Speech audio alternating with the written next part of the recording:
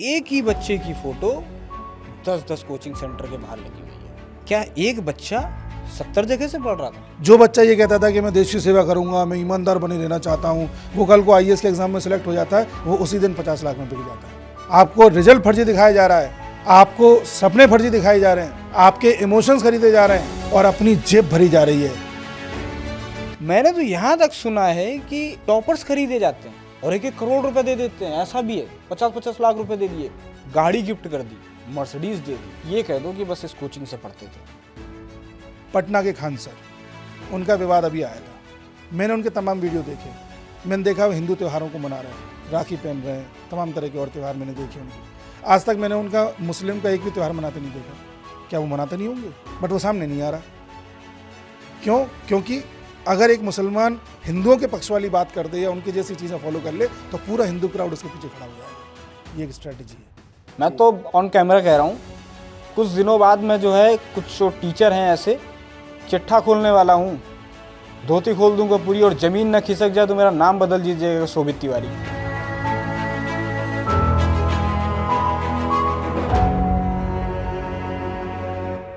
अंकित जी जो है आज हमारे साथ संवाद पर हैं। आप बड़ा ही अच्छा लगा। आप एक शिक्षक के तौर पे भी जाने जाते हैं। आजकल तो आप जो है कई लोगों के जो है चिट्ठे खोल देते हैं, इसकी वजह से भी जाने जाते हैं। कुछ लोग आपको विदाउट फिल्टर वाला भी टीचर कहते हैं। आज हम संवाद पे बैठे हैं जहाँ पे हम बहुत दुनिया जहाँ की बातें तो नहीं करेंगे, लेकिन कुछ पहलुओं पर जो है विशेष चर्चा करेंगे। जैसे कि आप भी शिक्षक हैं। अभी कुछ समय पहले 2 कौड़ी के टीचर वाला मामला जो है बहुत ज़ोरों शोरों पे चल रहा था, अभी भी चल रहा है। लेकिन मेरा न जाने क्यों ऐसा मानना है, सभी टीचर तो नहीं, कुछ टीचर तो बहुत अच्छा काम कर रहे हैं, दिल से उनके लिए निकलता है कि नहीं वास्तविकता में बहुत अच्छे हैं। लेकिन सच बताएं तो कुछ टीचर कर तो रहे हैं वही वाला काम। आप इस बात से एग्री करते हैं? देखिए, सबसे पहले तो आपका धन्यवाद संवाद पर बुलाने के लिए। लेकिन जिस तरह से इस बयान को पेश किया गया, बोला गया था कि 2 कौड़ी के टीचर्स, जिन लोगों के लिए बोला गया, पहली बात तो वो टीचर्स ही नहीं है। अब ये बोलते ही कुछ लोगों को मिर्ची लगी, उन्होंने वीडियोस बनाए, शॉर्ट्स बनाए और इस पर अपनी आपत्ति दर्ज कराई। तो जब आप 2 कौड़ी के हो नहीं तो आपको मिर्ची क्यों लगी? हमने तो नहीं बनाया वीडियो, हमने तो आपत्ति दर्ज नहीं कराई। यानी कि वो आदमी खुद मानता है कि मैं 2 कौड़ी का हूँ, कुछ ना कुछ ऐसा कर रहा हूँ जो टीचर नहीं करना चाहिए। तो वो लोग जिनकी चर्चा की जा रही है, पहली बात तो वो टीचर नहीं है, और जो टीचर हैं वो कोई प्रतिक्रिया दे ही नहीं रहे हैं। तो आप जिन लोगों का रेफरेंस देना चाह रहे हैं, आप उनका बताइए, फिर उनके बारे में चर्चा करते हैं।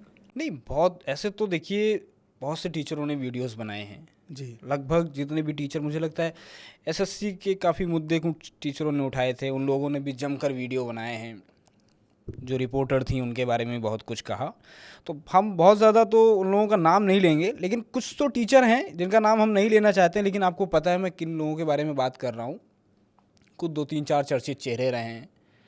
आजकल तो कुछ लोग जो है, कुछ लोगों को, कुछ टीचर ऐसे भी हो गए हैं कि कुछ टीचरों को ही राखी सावंत और करण जौहर जैसी जो है अब ये उपाधि दे रहे बताइए, हैं। जो लोग है ना? किसी एंकर को राखी सावंत की उपाधि दे रहे हैं या करण जौहर की उपाधि दे रहे हैं, या वो ऑनलाइन आकर के किसी एंकर को नहीं, किसी एंकर को नहीं, जी, टीचर को ही उपाधि दे रहा है अच्छा अच्छा, कि अरे यार उस टीचर की तो बात मत करो, वो तो हाँ, अपने आप में राखी सावंत है। तो दूसरे टीचर को राखी सावंत कह रहे हैं, एंकर पे भी कर रहे हैं।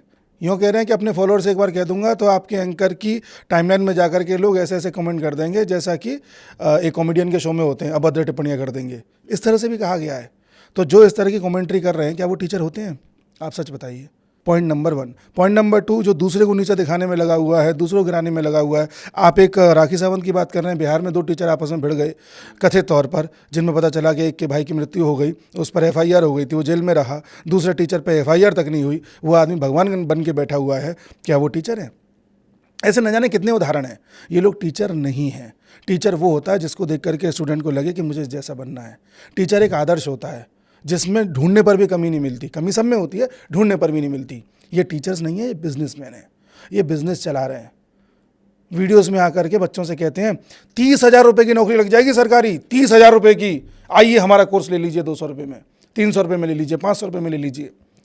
और जब इनके बैंक अकाउंट देखोगे ना, आप करोड़पति बने बैठे हैं। ये 200, 300, 500 में क्यों बेचते हैं? क्योंकि इन्हें पता है कि गरीब से गरीब आदमी भी खरीद लेगा, ज़्यादा से ज़्यादा लोग खरीदेंगे, जितने ज़्यादा खरीदेंगे उतना ज़्यादा पैसा आएगा। इनके फार्म हाउस बने हुए हैं, इनकी गाड़ियाँ एक से एक लग्जरी गाड़ियाँ, एक से एक लग्जरी एक्टिविटीज़ इनकी हैं, लग्जरी फ़ोन ये यूज़ करते हैं, हर चीज़, हर कपड़ा ये नया पहनते हैं, कईयों का तो ये कहना है। और बच्चों का सपना दिखाना 30,000 की नौकरी का। लेकिन कहीं ना कहीं तो ये भी एक चीज़ है ना कि वो अपना मेहनत कर रहे हैं, कमा रहे हैं। मेहनत करिए, कमाइए, पढ़ाइए, लेकिन आप इमोशनली लोगों को ब्लैकमेल क्यों कर रहे हैं? आप मेहनत करिए, आप आंदोलनजीवी क्यों बन रहे हैं? आप आवाज़ उठाइए, आप उसको मुद्दा बना के नैरेटिव क्यों बना रहे हैं? आप बात बात पे आंदोलन करने क्यों पहुंच जाते हैं? इस तरह की कमेंट्री क्यों कर रहे हैं कि इस एंकर के टाइमलाइन पे कमेंट करवा दूंगा तो बिल्कुल वैसा कॉमेडियन जैसा हाल हो जाएगा। मगर मैंने एक बार अपने बच्चों से कह दिया, ऐसा कुछ मुझे भी सुनने में आया था। ठीक है, अगर आप देखिए, आप आराम से बच्चों को पढ़ाइए, पैसा लीजिए, आप मेहनत कर रहे हैं, पैसा लीजिए, बच्चों के सामने सच बोलिए ना कि बच्चों मैं ये पढ़ा रहा हूँ आपको, ये मेरे अंदर कैलिबर है, इतना मैं दे रहा हूँ, इतने बच्चे मेरे पास हैं और आप ये फीस दीजिए, बात खत्म। इस देश में और टीचर नहीं पढ़ा रहे क्या? क्यों ये 8-10 चेहरे बार बार घूम फिर करके आपको सोशल मीडिया पर दिखाई देते हैं? क्यों इनकी पीआर टीम काम करने लग जाती है? क्यों ऐसा होता है कि किसी एक टीचर का नाम अगर किसी वीडियो में आप ले दो, किसी विशेष टीचर का मैं ले रहा हूँ, बिहार के टीचर हैं, उनका नाम कभी भी आप वीडियो में लेकर के आप उनका जिक्र कर दो, आपका वीडियो गिरा दिया जाएगा, व्यूज़ नहीं आएंगे आपके। क्यों ऐसा होता है? आप करिए ना मेहनत, सब मेहनत कर रहे हैं, लेकिन मेहनत से बच्चों को आप दिखा रहे हो इमोशनली, उसको जो है उसका फ़ायदा उठा रहे हो। आप अपनी रील बनवा रहे हो कि देखो आपने गरीब की सहायता कर दी, आप अब रील बनवा रहे हो कि देखो मैंने इस बच्चे को देखो मैंने इसके लिए ये किताबें फ्री में दिलवा दी। आप रील बना रहे हो दिखाने के लिए कि देखो मैं कितनी गरीबी से उठा हूँ। आप गरीबी बेच रहे हो। किसी ने कहा था, मुझे याद नहीं आ रहा, किसी ने कहा कि गरीबी बेच करके ये अपना सामान बेचते हैं। इमोशंस बेच रहे हैं लोग। जी हाँ, मार्केट में अगर ये जो टीचिंग लाइन थी, देखिए हम लोग तो टीचर्स की बड़ी इज्जत करते हैं, सबको करनी चाहिए, क्योंकि टीचर को भी जो है दूसरा रूप भगवान का दिया गया है कि टीचर हैं तो हम हैं, हम शिक्षा में आगे बढ़ रहे हैं। लेकिन कुछ लोगों ने इस टाइम पे एक धंधा बना रखा है। किसी ने अगर कोचिंग माफिया कहा है तो गलत नहीं कहा है, मैं भी इस चीज़ को बोलता हूँ कि गलत नहीं कहा है। आप अपने इमोशंस बेच करके, आप अपनी अतीत की चीज़ें दिखा करके कि मैं पहले ये था, फिर मैंने ये किया, फिर मैंने ये किया, अब मैं आपके लिए कुछ करना चाहता हूँ, ये लो मेरा 200 रुपये का कोर्स और 30,000 35,000 की नौकरी ले लो, जैसा आप अभी बता रहे हैं। तो ये तो कहीं ना कहीं बहुत गलत है और ये कुछ टीचर खुल के कर रहे हैं।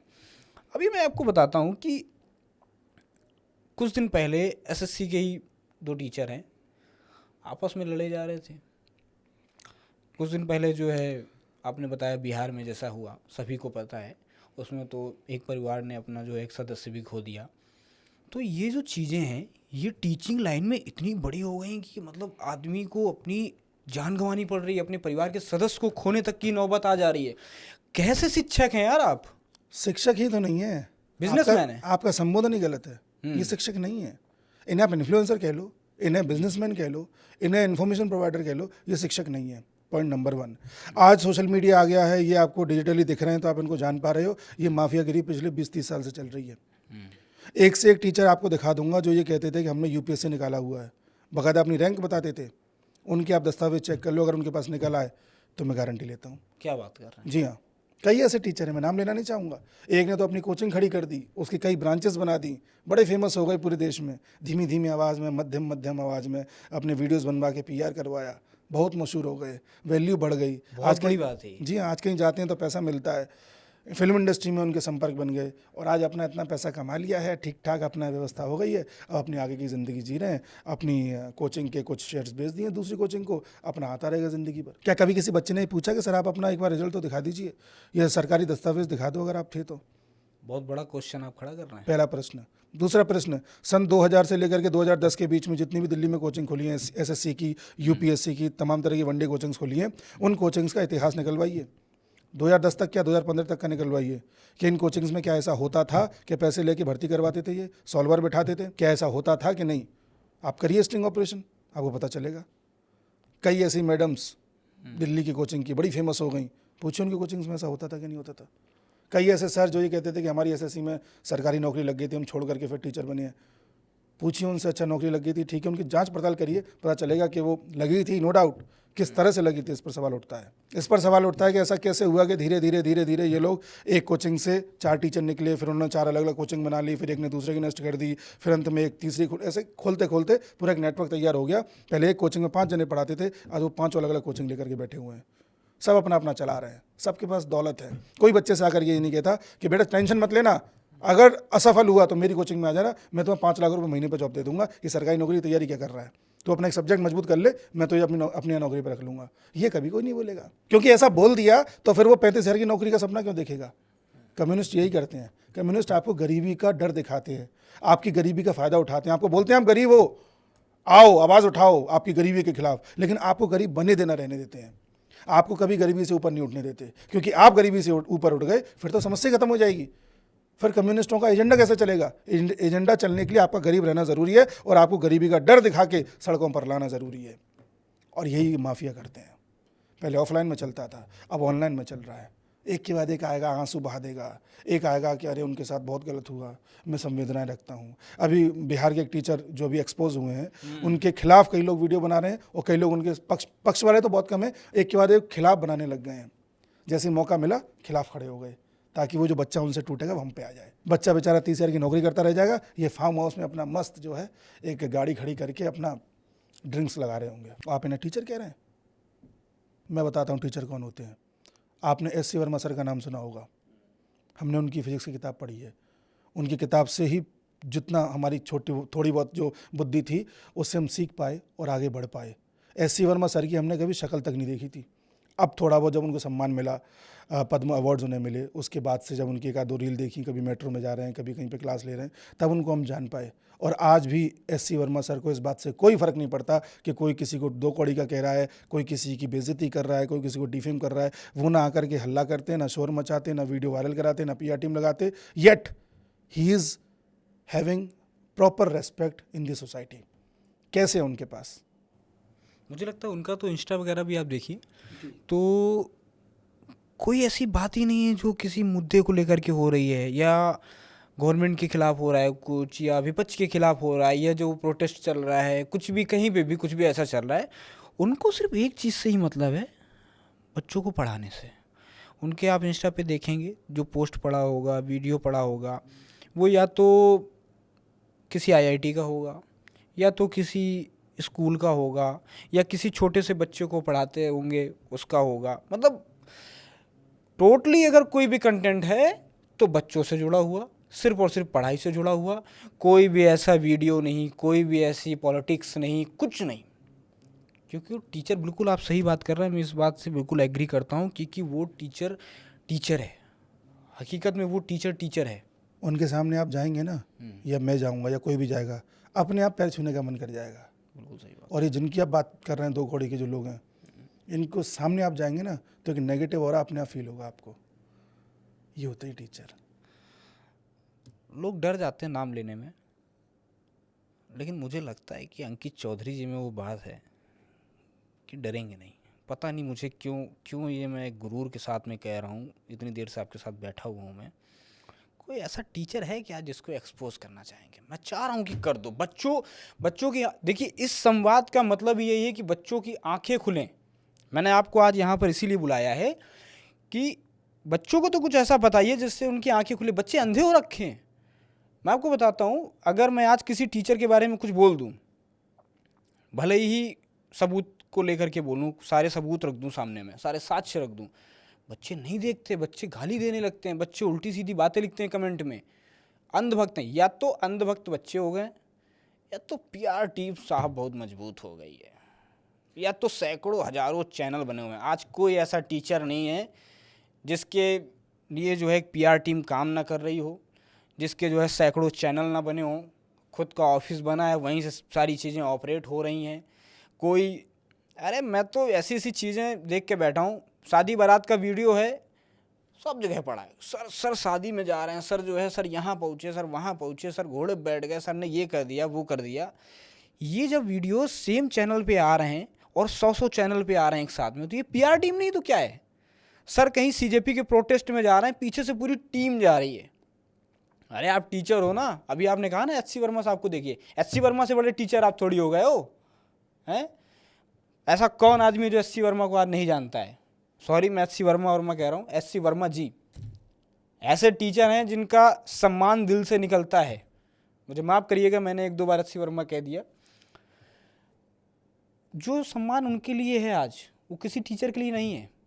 और ये टीचर अपना सम्मान खुद खोते जा रहे हैं। आज नहीं तो कल नहीं, अंकित जी जो है, आज से साल डेढ़ 2 साल बाद ये चीज़ें इतनी बुरी तरीके से खुलेंगी कि टीचर अपना मुंह दिखाने के लायक नहीं रहेंगे कहीं, जो चीज़ें चल रही हैं। अरे आज आप आपस में लड़ जा रहे हो, अपने कोर्स को लेकर के लड़ जा रहे हो, टीचर एक दूसरे को टीचर ही एक्सपोज कर रहे हैं। आप में कोई ऐसी यूनिटी होनी चाहिए, आप मजबूती के साथ में किसी चीज़ को लेकर के खड़े हो, कोई मुद्दा उठाओ। आपने एसएससी के मुद्दे उठाए, एक टीचर हैं। मैं ये भी एक बात रख देता हूँ आपको, लोग कहते हैं ना लोग पीआर टीम का काम करते हैं, पीआर उनका काम करता है। मैं भी एक टीचर को जानता हूँ, आभास सैनी, कोई पीआर टीम नहीं है उनकी। कोई दिखा दो तो मुझे बता दे कि इनकी टीम है ये पीआर। कोई 10 आदमी ला के खड़ा कर दे, लोगों के पास में 100 200 लोग हैं पीआर टीम में, कोई 10 आदमी खड़ा कर दे कि 10 आदमी आभास सैनी की टीम में है और ये पीआर करते हैं। आभास सैनी ऐसे लगभग 100 बच्चे हैं जिनको पढ़ा रहे हैं, आज तक कहीं ओपन नहीं हुआ। आज मैं संवाद के इस मन से बता रहा हूँ, ऐसे 100 बच्चे हैं जिनको आभास सैनी पढ़ा रहे हैं। मैंने खुद देखा है। कई सारे गांव हैं जिनमें स्कूल वगैरह हैं, जिनमें वो अपना चुपचाप से अपने पैसे दिलाते थे कि नहीं नहीं सर, अच्छी व्यवस्था होनी चाहिए, बच्चे पढ़ने चाहिए। क्योंकि जिस आदमी ने रियल गरीबी देखी ना साहब, वो यहाँ पे पैसे फैला नहीं रहा है, अपनी गरीबी नहीं बेच रहा है। जिस दिन बहुत दुनिया को सुनने का मन हो ना, मेरे सामने बैठ जाए, मैं दिखाऊंगा कि आवाज़ सैनी का क्या किस्सा है, और हकीकत में दिखा दूंगा सारे साथियों के साथ में। किसी की औकात नहीं होगी कि उसको झुठला दे कि नहीं ये झूठा है, ये चीज़ झूठ है। तो ऐसे भी टीचर पड़े हुए हैं मार्केट में, उनको नहीं मतलब है। कुछ लोग ऐसे होते हैं, मैंने एक टीचर का वीडियो देखा, बहुत एक दूसरे को एक्सपोज कर रहे थे कि ऐसा है वैसा है, ये टीचर ऐसा है, फिर वो टीचर डाल रहा है कि ये टीचर ऐसे हैं अपने यूट्यूब पे। एक टीचर आता है, उसने एक अपना बढ़िया से थंबनेल बनाया कि अच्छा टीचरों को भी पता होता है, गुरु तो गुरु होता है। गुरु को पता था कि बच्चे तो सिर्फ कंट्रोवर्सी देख रहे हैं, पढ़ रहे नहीं हैं। तो उन्होंने क्या किया, उस पर एक थंबनेल बनाया, उस पर लिख दिया शर्म करो। बच्चों ने देखा कि शर्म करो, लो ये भी सर आ गए क्या, क्योंकि वो कंट्रोवर्सी में ज़्यादा रहते नहीं हैं। बच्चे आए अंदर, 1 मिनट की वीडियो थी जिसमें थोड़ा सा वो बोल रहे थे कि नहीं नहीं ये सब चीज़ें ख़त्म करो, बच्चों की पढ़ाई पे ध्यान दो। और उसके बाद में 1.5 घंटा उन्होंने क्लास पढ़ा दी। अब बच्चे उस पर कमेंट पे लिखे जा रहे थे कि ये क्या था, हम तो कुछ और देखने आए थे, ये क्या था। तो बच्चों को भी मज़ा आने लगा है।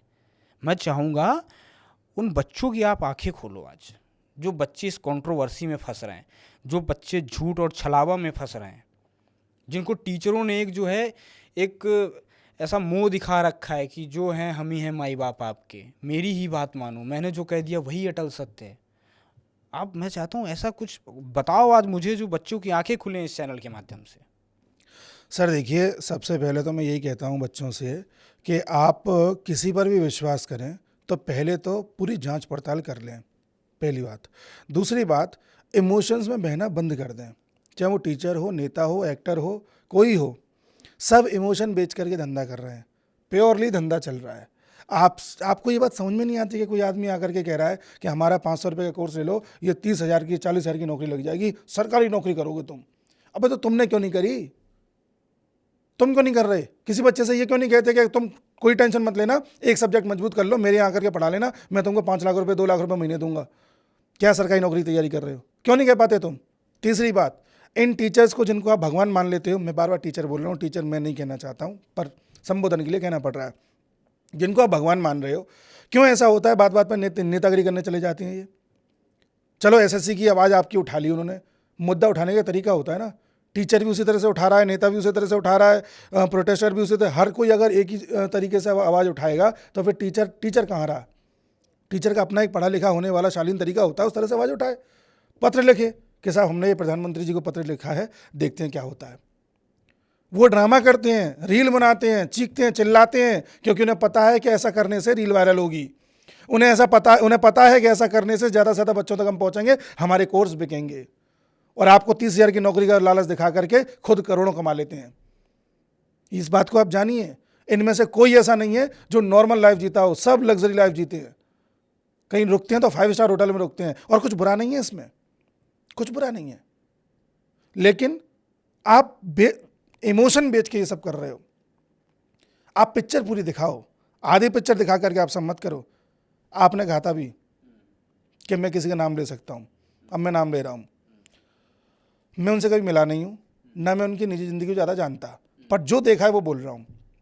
पटना के खान सर, उनका विवाद अभी आया था, मैंने उनके तमाम वीडियो देखे। मैंने देखा वो हिंदू त्योहारों को मना रहे हैं, राखी पहन रहे हैं, तमाम तरह के और त्यौहार मैंने देखे उनके। आज तक मैंने उनका मुस्लिम का एक भी त्यौहार मनाते नहीं देखा। क्या वो मनाते नहीं होंगे? बट वो सामने नहीं आ रहा। क्यों? क्योंकि अगर एक मुसलमान हिंदुओं के पक्ष वाली बात कर दे या उनकी जैसी चीज़ें फॉलो कर ले तो पूरा हिंदू क्राउड उसके पीछे खड़ा हो जाएगा।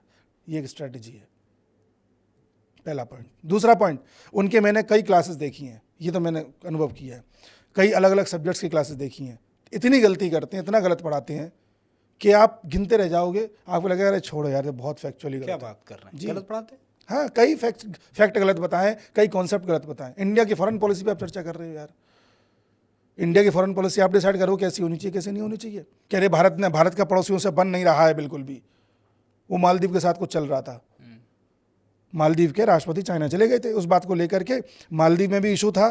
प्लस उसके बाद देखा गया कि मालदीव के जो राष्ट्रपति हैं वो चाइना चले गए थे और भारत के साथ कुछ अनबन जैसा कुछ चल रहा था। तो इस बात को लेकर के ऐसा उन्होंने पेश किया कि भारत का तो अपने पड़ोसियों के साथ बन ही नहीं रहा। देखो पाकिस्तान के साथ बन नहीं रहा, चाइना के साथ बन नहीं रहा, बांग्लादेश में देखो तख्ता पलट होने वाला है, श्रीलंका में हो ही चुका है, हर जगह भारत की स्थिति खराब चल रही है। तो इस तरह से उन्होंने बना दिया और डिफाइन कर दिया कि भारत की फॉरेन पॉलिसी गड़बड़ चल रही है। उस समय मैंने भी वीडियो बनाया था, मैंने कहा था देखना है मालदीव जो कर रहा है आने वाले समय में भारत के पक्ष में आएगा। ये फॉरेन पॉलिसी एक लंबे समय के बाद आपको रिजल्ट देती है, तुरंत रिजल्ट नहीं देती है, पर उन्होंने बयान दे दिया, वीडियो बना दिया। अब बच्चे तो यही समझेंगे ना कि गलत चल रही है।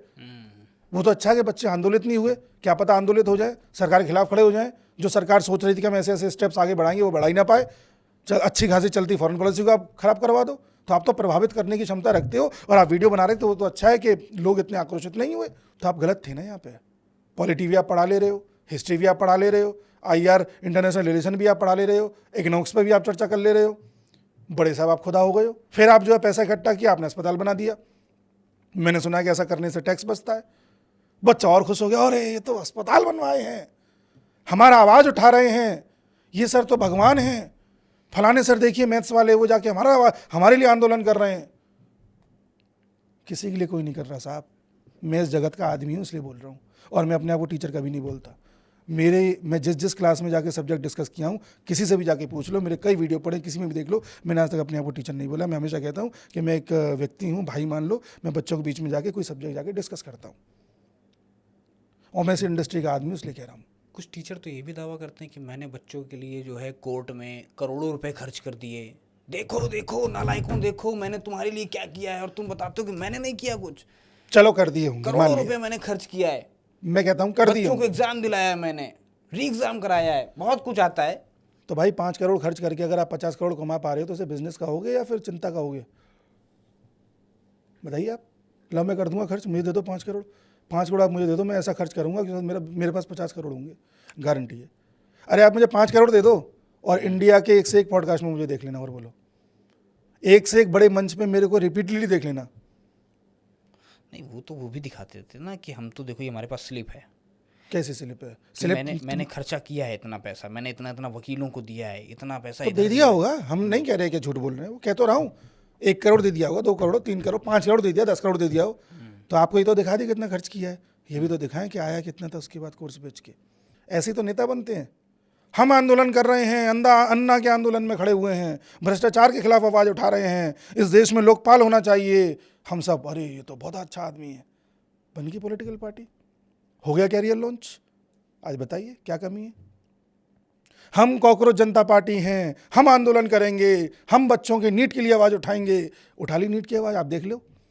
कॉकरोच शब्द इस्तेमाल किया था CJI ने, पार्टी बनाई बीजेपी के खिलाफ, मुद्दा उठाया नीट का, इस्तीफा चाहिए धर्मेंद्र प्रधान का, और वहाँ पर बैठी कौन है? अरुंधति रॉय, जो ये कहती है कि कश्मीर भारत का हिस्सा नहीं है। उठा ली बच्चों की आवाज़।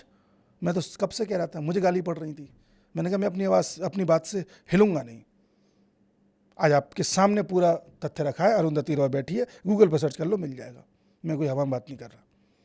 एक चीज़ और, धर्मेंद्र प्रधान का इस्तीफा चाहिए, ले लो, क्या गारंटी है कि उसके बाद पेपर लीक नहीं होगा?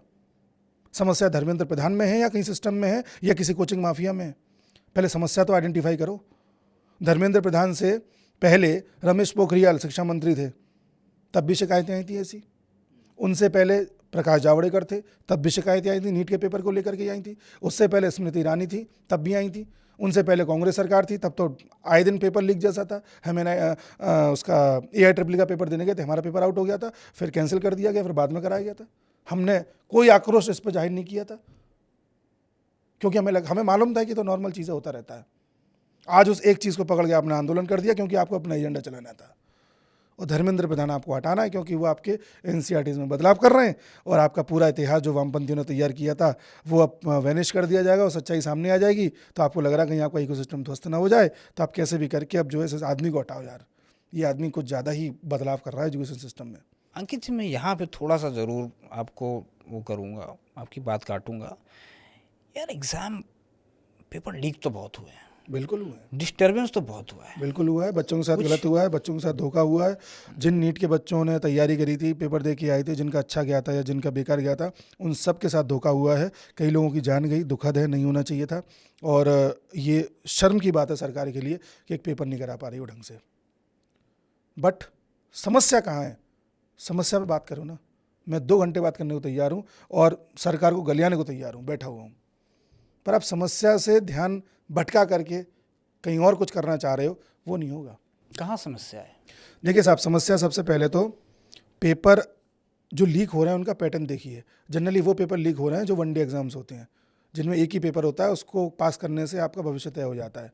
नीट का पेपर एक ही दिन में हो लेता है, जबकि IIT का पेपर 2 बार में होता है, मेंस और एडवांस। उसमें आप एक पेपर आउट कर लोगे तो क्या गारंटी दूसरा भी कर पाओ? अच्छा, ऐसा कोई पेपर नहीं रहा है अभी तक जो 2 दिन हो रहा है और वो लीक हुआ हो? नहीं, ऐसे चांसेस रहे हैं, लेकिन ऐसे बहुत कम रहे हैं।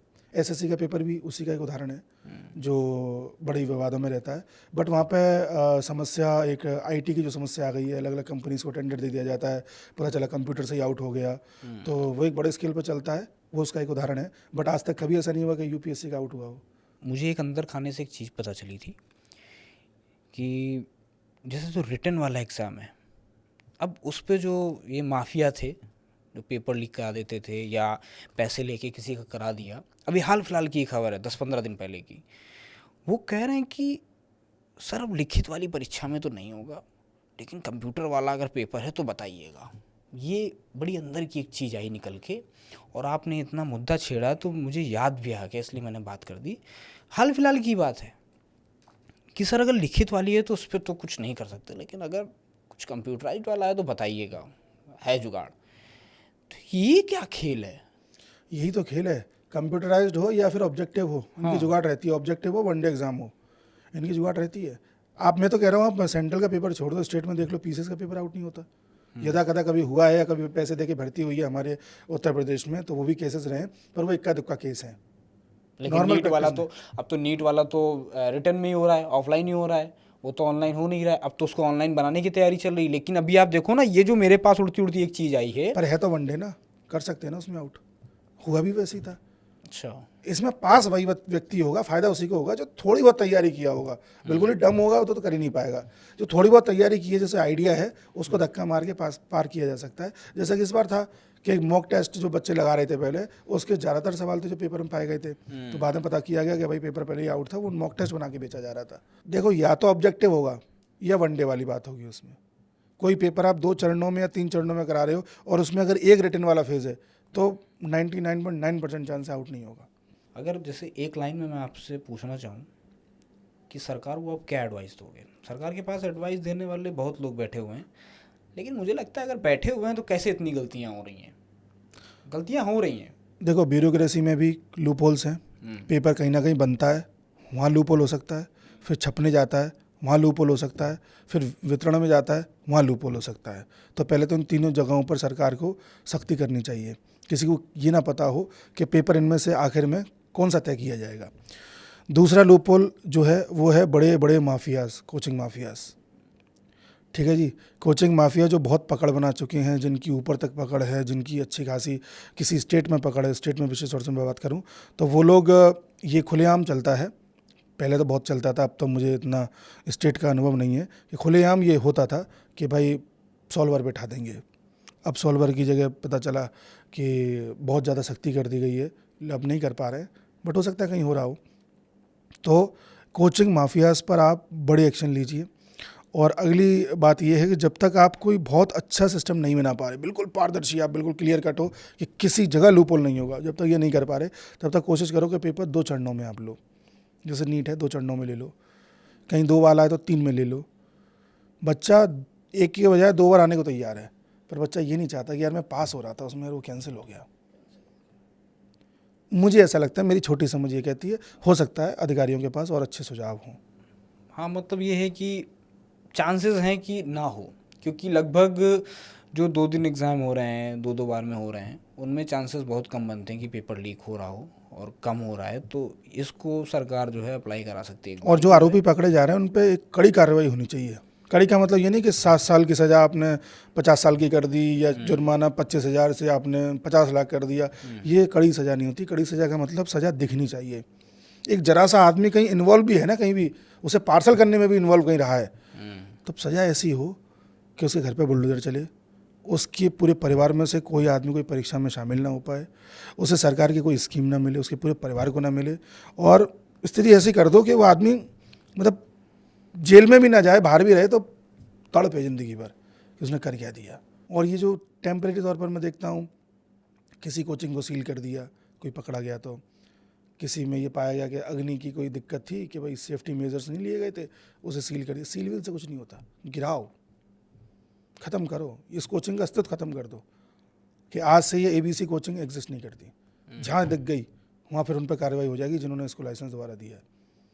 अभी यूपी में देखो, फायर सेफ्टी को लेकर के कई कोचिंग्स को सील किया गया है। अब 2 महीने बाद मेरे से बात कर लेना, सब खुली मिलेंगी। तो वो तो खुलेंगी ना, अगर अपना फायर का काम करा लेंगी तो खुलेंगी।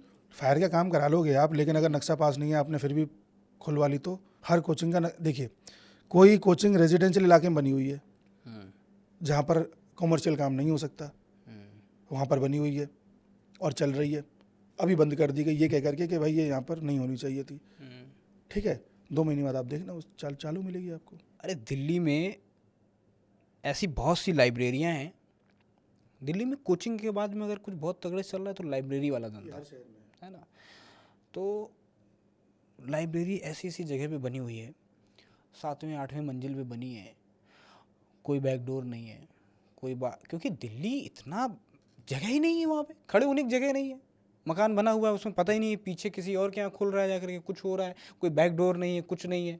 वहाँ पे लाइब्रेरियाँ चल रही हैं, गवर्नमेंट को पता ही नहीं है। जैसे पता चलता है MCD आने वाली है, उससे 2 घंटे 1.5 घंटे पहले उनको पता चल जाता है, सारे बच्चे बाहर, लाइब्रेरी बंद। क्या पता कर पाओगे आप? क्या बताइए, ये ब्यूरोक्रेसी में दिक्कत है, एडमिनिस्ट्रेशन में दिक्कत है।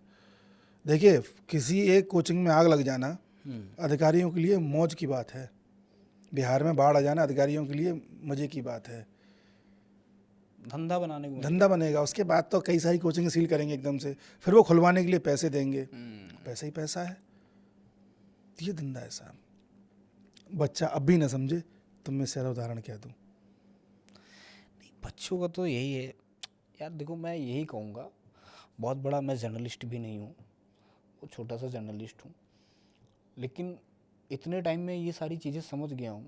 आज अंकित जी हमारे साथ बैठे हुए हैं, मैं आज इनके साथ इसी वजह से बैठा हुआ हूँ कि जो भी टीचिंग लाइन के मुद्दे हैं, इनको आप बताइए सर कि ये कैसे कैसे ये ठीक हो सकते हैं। आप क्या है, आप लोग ना भटके हुए हो, आप टीचर्स के मुंह में फंस गए हो, आप वहाँ से बाहर निकलो। अरे आपको अपने भविष्य की चिंता नहीं है क्या? टीचर ने बता दिया वो गरीबी से आता था, फटी चप्पल पहनता था, सुतली बांध के आता था, ये वो, उसके पास बेल्ट नहीं थी पैंट में लगाने के लिए। कैसे ऐसा हो सकता है? होता है, जिसके पास होता है ना वो गिनाता नहीं है बैठ के यहाँ पर। मानता हूँ कि 1-8% लोग ऐसे हैं, लेकिन वो 1-8% को आप पहचानो। आप सिर्फ अपने पे फोकस करो। कोई भी आदमी बैठा है, मेरे भाई, मेरे दोस्त, मेरी बहन, सभी यहाँ धंधा बनाने के लिए बैठे हैं, सब धंधा बना रहे हैं। आज आपके सामने रो करके, आपके सामने गा करके, करोड़ों की गाड़ियों से चल रहे हैं, करोड़ों के बंगले हैं, करोड़ों की जमीनें ले लेके डाल दी। 4-4 बॉडीगार्ड लेके चलते हैं। अब बताओ ना कौन सा खतरा है? 4-4 बॉडीगार्ड लेके। मैंने कई ऐसे विधायक देखे हैं, मंत्री देखे हैं जिन पे इतने बॉडीगार्ड नहीं होते जितने इन टीचरों के पास होते हैं। बताइए, अगर आप इतनी सिंपल टीचर हो तो 4 बॉडीगार्ड लेके चल क्यों रहे हो? कौन मारने आ रहा है तुम्हें? टीचर को कौन छुएगा भाई? केवल हवाबाजी। और अगर ये भी है कि टीचर को टीचर से खतरा है, तो कमी तो है कहीं ना कहीं। तो सिस्टम में कमी है। टीचर को अगर टीचर से खतरा है तो कुछ तो आप अंदर ऐसा कर रहे हो जिससे आपको डर लग रहा है। बिहार में क्या हुआ, यही तो हुआ। बस सारा खेल बिजनेस का ही तो था। देखा जाए घूम फिरा करके अगर हम देखें, बहुत दिक्कतें आई, बहुत कुछ हैं, मेरी भी सिंपैथी है लोगों के साथ में, लेकिन अगर अल्टीमेट कोई चीज़ देखी जाए ना, सारा खेल धंधे का था। पीस बच्चे रहे, डिस्टर्बेंस बच्चों का हुआ, बच्चे पढ़ नहीं पाए, बच्चे कंट्रोवर्सी में आ गए। अच्छा, टीचरों ने एक और गेम खेल रखा है इस टाइम पे। मुझे तो कुछ ऐसे भी टीचरों का पता चला, आज अपना चैनल लॉन्च किया कि भाई हम फला फला दिन अपना चैनल निकालेंगे, उसके पहले उनका कोई यूट्यूब चैनल ही नहीं था। अचानक से 3 मिलियन का यूट्यूब चैनल आ गया, 2 मिलियन का यूट्यूब चैनल आ गया, उस पर वीडियो पढ़ने लगे, बिना वीडियो डाले बिना कुछ पढ़े 2 मिलियन पहले से ही आ गए आपके सब सब्सक्राइबर्स। होता है, सब होता है। आप फेक सब्सक्राइबर गेन कर सकते हो, आप फेक व्यूज़ गेन कर सकते हो। आप पूरी की पूरी पीआर टीम बैठा दो, वो आपको व्यूज़ ला करके दे देगी। हाँ, 3 मिलियन नहीं ला करके दे पाएगी, एक अच्छा खासा ला देगी। पीआर का ही खेल है। मैं आपसे कहता हूँ ना, आप मुझे 5 करोड़ रुपए दे दो, आप मेरे को एक हफ्ते में पूरे देश में मशहूर पाओगे। एक से एक बड़े पॉडकास्ट पे आ जाऊँगा, मेरा चैनल मिलियंस में पहुँच जाएगा, मेरी बातें बड़े बड़े मंच से सुनी जाने लगेंगी। एक आध आंदोलन भी हो सकता है मैं कर पाऊँ ढंग से, और मेरे को किसी बात का डर नहीं होगा। कोई कितना भी मेरे पे केस कर दे, कुछ भी कर दे, मेरे पे वकीलों की जुगाड़ होगी। अच्छा, ये सीजेपी वाला जो प्रोटेस्ट चल रहा है, इसके पीछे और भी कोई कहानी है क्या? मुझे तो ऐसा सुनने में आया है कि ये जो सीजेपी का प्रोटेस्ट चल रहा है, इसके पीछे कई सारी गणित है। कुछ ऐसा भी है क्या, आपके नॉलेज में है कुछ? देखिए, मैं इसके लिए आपके सामने 2-4 बातें रखना चाहूँगा, थोड़ा 5-10 मिनट लगेंगे। लद्दाख में एक रीजन है, लद्दाख में एक क्या, पूरा ही लद्दाख ले लीजिए, जहाँ पर रेत बहुत है, और पीओके के ऊपर एक हिस्सा है सक्शगाम वैली, जो पहले पाकिस्तान ने कब्जाया था, फिर पाकिस्तान ने चाइना को दे दिया। उसमें लगभग 250 ग्लेशियर्स हैं जो पिघल करके साफ़ पानी बनाते हैं, और जो नदियों के रूप में हमारे लद्दाख से होता हुआ आगे बढ़ जाता है, तिब्बत वगैरह में निकल जाता है, कुछ हमारे यहाँ नदी बना देता है। ये साफ़ पानी और लद्दाख की सैंड दोनों मिलकर के काम आती है सेमीकंडक्टर वेफर बनाने में, चिप्स बनाने में, और इन दोनों पर चाइना की बहुत बुरी नज़र है। आप अभी कितना भी प्रयास कर लेना, अक्साई चीन वापस नहीं प्राप्त कर पाओगे, चाइना उसे नहीं देगा। चाइना चाहता है कि लद्दाख पर और उसका कंट्रोल हो जाए, अक्साई चीन उसके पास रहे, लद्दाख के लोग हमेशा वल्नरेबल स्थिति में रहें, लद्दाख में वैसा ही इंसर्जेंसी हो जाए जैसे कि कश्मीर में थी। इसके लिए ज़रूरी है कि लद्दाख में कुछ ऐसे लोग निकल के आएँ जो बात बात पे धरना करने बैठ जाएं, प्रोटेस्ट करने बैठ जाएं, बिना बात की बात उठा करके बवाल क्रिएट करने की कोशिश करें। लास्ट ईयर लद्दाख में इस तरह का एक प्रोटेस्ट हुआ था। उस प्रोटेस्ट को आगे बढ़ाया था सोनम वांगचुक ने। सोनम वांगचुक को इससे पहले कई अवार्ड दे करके, साइंटिस्ट बना करके, न जाने किस किस तरह से पूरी दुनिया जगत ने, वेस्ट कंट्रीज़ ने हमारे यहाँ पर इस तरह से प्रस्तुत किया कि बड़ा महान व्यक्ति है। तो आप क्या कहना चाहते हैं, सोनम वांगचुक महान व्यक्ति नहीं है? नहीं है। अभी आगे बढ़ रहा हूँ, फिर आप जवाब दीजिएगा, मैं आपसे पूछूंगा ये सवाल। सोनम वांगचुक ने प्रोटेस्ट कराया, कई लोगों की हत्याएं हुई, सोनम वांगचुक को अरेस्ट किया गया, फिर वो जेल गया, जेल जाने के बाद में उस पर यूएपीए लगा। उसके बाद में देखा गया कि उसका एक एनजीओ था जिसके ज़रिए फॉरेन फंडिंग प्राप्त करता था, तो फॉरेन फंडिंग प्राप्त करने के लिए आपके पास एफसीआरए का लाइसेंस होना चाहिए। जब ये पाया गया कि इसने गलत तरीके से फंडिंग प्राप्त करी है, तो उसका एफसीआरए लाइसेंस रद्द कर दिया गया सितंबर 2025। इसके बाद देखा गया कि पिछले साल ही सोनम वांगचुक पाकिस्तान भी गया था, किसी क्लाइमेट एक्शन से संबंधित समिट थी, उसमें हिस्सा लेने के लिए। पाकिस्तान में क्लाइमेट को बचाने के लिए समिट हो रही थी। आपको लगता है पाकिस्तान ये कर पाएगा? जिस पे खाना नहीं है खाने के लिए, वो क्लाइमेट बचाने चला है। वहाँ सोनम वांगचुक गया था, ऑन रिकॉर्ड है, आप गूगल पे चेक कर लेना। सोनम वांगचुक का एफसीआरए लाइसेंस पिछले साल सितंबर में कैंसिल होता है। इस साल के अप्रैल में सरकार कहती है कि हम एफसीआरए में बदलाव करने जा रहे हैं, बिल लेकर के आती है कि अब आप बाहर से फॉरेन फंडिंग प्राप्त नहीं कर पाओगे। हालांकि पिछले कुछ वर्षों में सरकार एफसीआरए में तमाम तरह के बदलाव करती आई है, लेकिन इस बार का बदलाव बहुत मुख्य था कि आप बाहर से फंडिंग नहीं प्राप्त कर पाओगे, क्योंकि इस देश में ज़्यादातर एनजीओ ऐसे हैं जो बाहर से फंडिंग प्राप्त करके यहाँ मुद्दे चलाते हैं और चीज़ों को होने नहीं देते। कभी नर्मदा बचाओ आंदोलन चला देंगे ताकि सरदार सरोवर डैम न बने, कभी मुहिम छेड़ देंगे कि भाई हमारे ये ग्रेट निकोबार प्रोजेक्ट नहीं चलना चाहिए, इससे हमारी वहाँ पर ट्राइब्स को दिक्कत होंगी। जबकि हम जानते हैं ग्रेट निकोबार प्रोजेक्ट बनने से हम चाइना को काउंटर कर सकते हैं स्टेट ऑफ मलक्का पे, उसका विरोध करेंगे। 2004 से 2014 के बीच में से कई बड़े प्रोजेक्ट थे जो इन NGOs के विरोध के कारण पूरे नहीं हो पाए और वहीं हम चाइना से बहुत पीछे रह गए। और इसी 10 साल में चाइना ने बहुत तेज़ी से ग्रोथ करी थी और मैन्युफैक्चरिंग हब बना था। बहरहाल FCRA लाइसेंस की जब गाइडलाइंस आई उनको और ज़्यादा मजबूत किया गया कि भाई आप बाहर से फंडिंग नहीं प्राप्त कर सकते, तो धीरे धीरे इन NGOs की फंडिंग आना बंद हो गई। इन सभी NGOs का जब प्रोपेगेंडा बंद हो गया तो उनको लगा यार कुछ तो ऐसा करोगे सरकार पर दबाव बने। तो पता चलता है शायद मई की बात है, 16 मई की बात है, ये एक CJP नाम की पार्टी बन जाती है ऑनलाइन। कॉकरोच नाम का वर्ड यूज़ किया था चीफ जस्टिस ऑफ इंडिया ने।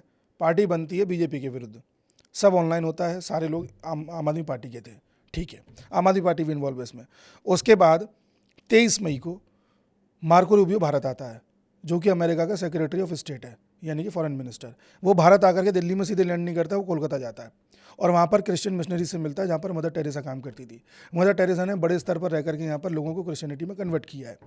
वो वहाँ जा करके भारत सरकार को संकेत देना का कोशिश करता है कि हम इनके साथ हैं, टेंशन मत लो। मतलब भारत सरकार को चेताना चाह रहा है कि तुम FCRA में कितना ही बदलाव कर लो, हम इनके साथ खड़े हैं। भारत सरकार ने हम तो लेके आएंगे गाइडलाइंस, भारत सरकार ड्राफ्ट लेकर के आ गई कि ये बदलाव हम करने वाले हैं।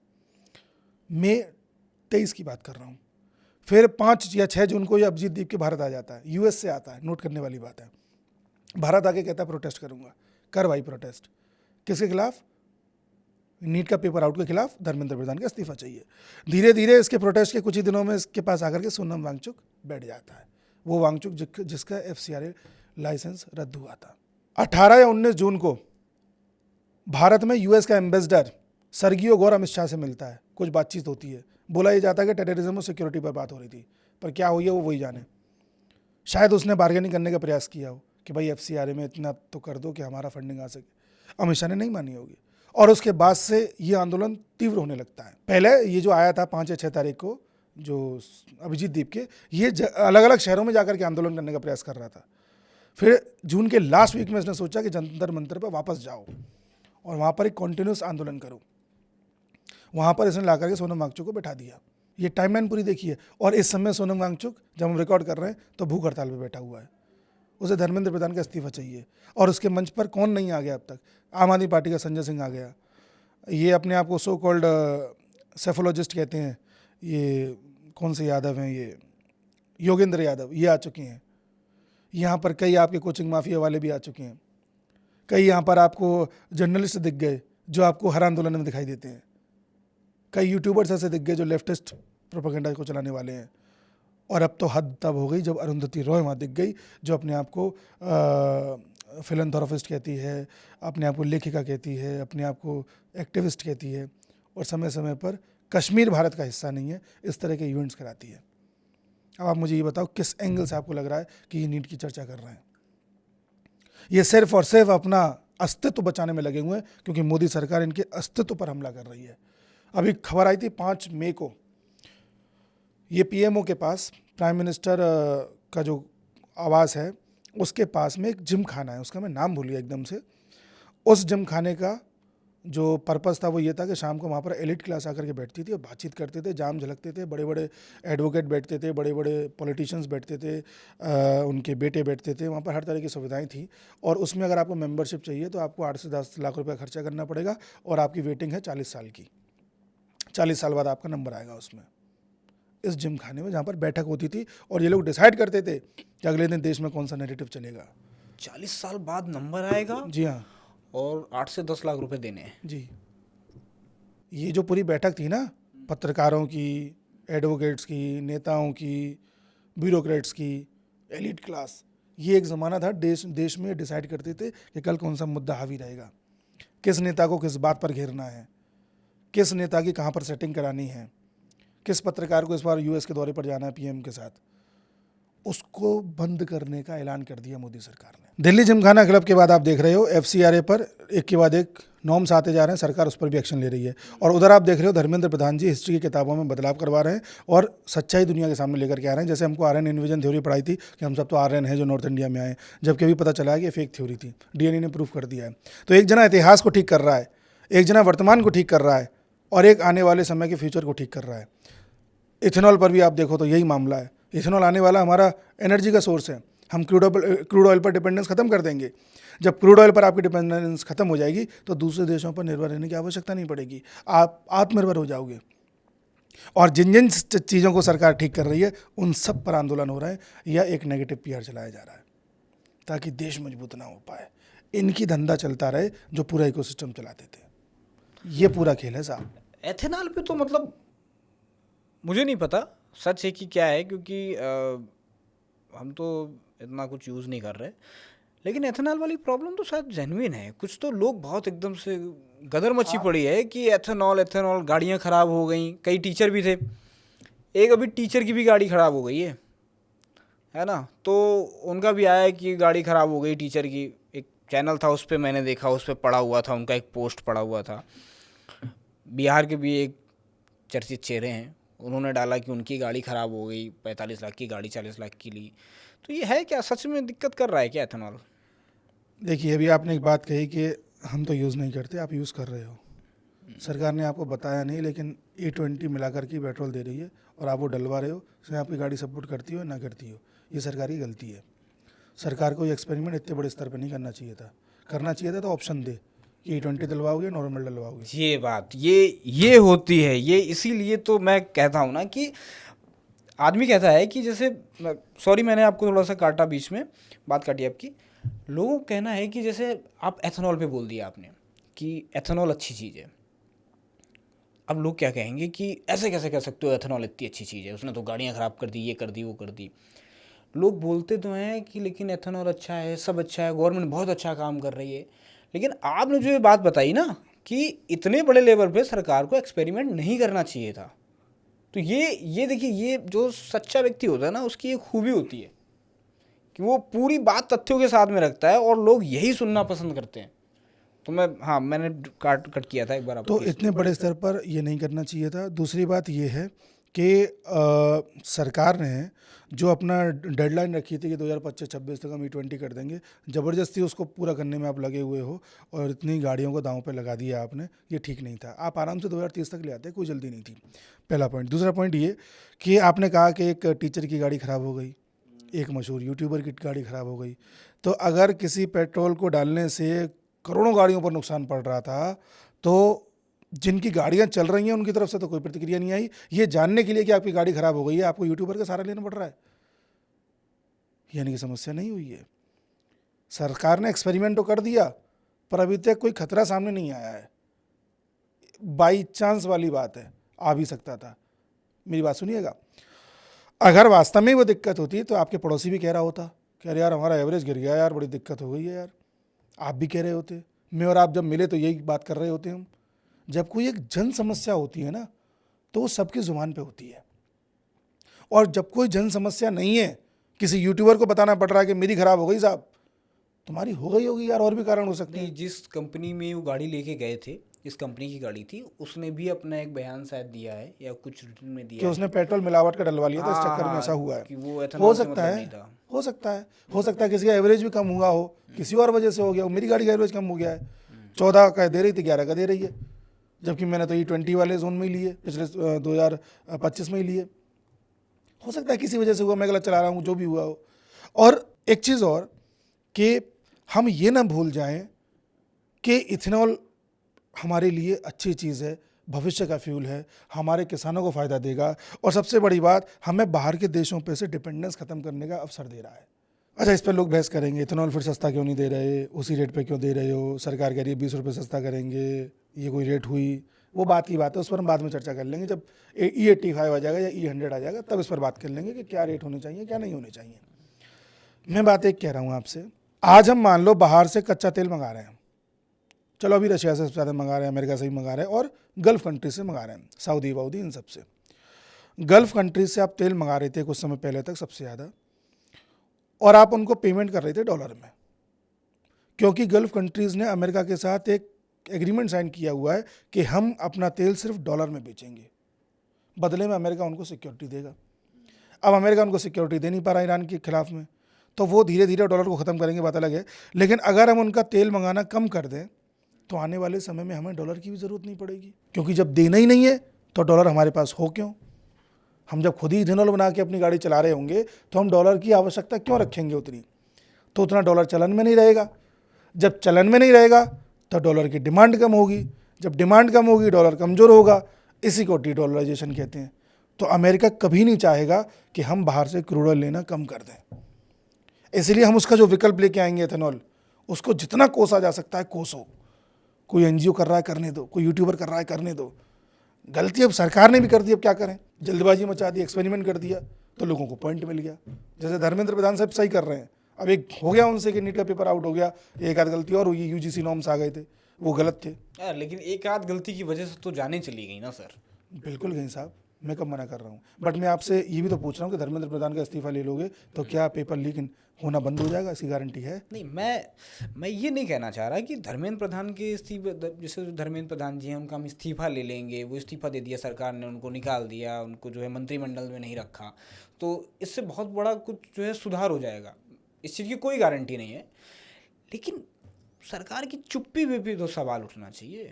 सवाल उठ तो रहा है, किस चुप्पी पे सवाल नहीं उठा? ये सब इतना होने के बाद ही क्यों जाएगा? क्या इतनी मौतों का इंतजार किया जा रहा था? क्या इतने साल से पेपर आउट हो रहे थे तब मौत नहीं हो रही थी? आपके पास आंकड़ा है? नहीं हो रहा था, बिल्कुल हो रहा था। तो लोग तो तब आंकड़े सामने क्यों नहीं आए? तो दुनिया तो कहती है ना कि बीजेपी से अच्छी कोई सरकार नहीं, पहले वाली सरकारें तो सब बहुत बेकार थी, निकम्मी थी सरकार। जाहिर सी बात है, लालू यादव ने तो तब इतने भी पैसे पेपर लीक हो रहा था, आज भी पेपर लीक हो रहा है, निकम्मी तो अभी भी हुई सरकार। निकम्मी अभी भी है, लेकिन उसके साथ साथ इंटेंशन तो ठीक है ना। सरकार की इंटेंशन देखनी चाहिए ना। क्या इंटेंशन ठीक है सर? सरकार बड़े स्तर पर एजुकेशन में बदलाव लेकर के आ रही है, न्यू एजुकेशन पॉलिसी लेकर के आ रही है, एनसीईआरटी की किताबों में बदलाव कर रही है, इंश्योर कर रही है कि पेपर आउट ना हो, फिर भी हो रहा है। ये गलती है, चूक है, इस पर काम होना चाहिए। जिन बच्चों की जान गई बहुत गलत हुआ है, नहीं जानी चाहिए थी। एक एक व्यक्ति की जान कीमती है, चाहे किसी की भी जाए।